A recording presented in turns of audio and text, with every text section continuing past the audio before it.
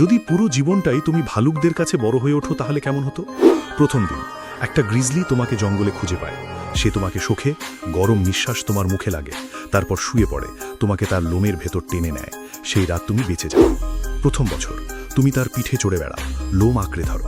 সে নদী পেরোয়, তুমি তার গায়ে লেগে থাকো। তার দুই শাবক রোজ তোমার সাথে কুস্তি করে। লড়াই করে বাঁচতে শেখো, না হলে চোট। তোমার চামড়া খুব দ্রুত শক্ত হয়ে ওঠে। তৃতীয় বছর তোমার প্রথম আসল শিকার, স্যামনের ঝাঁক। বরফ ঠান্ডা জলে নেমে পড়ো, হাত দিয়ে নখর মতো আঘাত করো। তোমার মানুষের মস্তিষ্ক তোমাকে কৌশল দেয়। তুমি 3টে মাছ ধরে ফেলো, শাবকরা একটা ধরার আগে। ষষ্ঠ বছর গাছে ওঠানামার কারণে তোমার নখ শক্ত হয়ে আসল নখরের মতো হয়ে গেছে, মোটা আর ধারালো।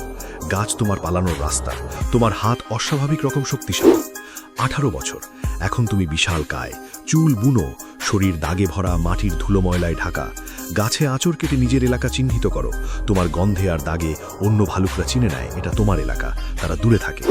20 বছর কিছু পর্যটক দূর থেকে তোমাকে দেখে, ভয় ভরা হাতে ভিডিও করে। তোমার এক গর্জন, এক দৌড়, আর তারা চিৎকার করতে করতে জঙ্গলের ভেতর পালায়। কয়েক ঘন্টার মধ্যেই তাদের কাঁপা কাঁপা ফুটেজ ভাইরাল হয়ে যায়।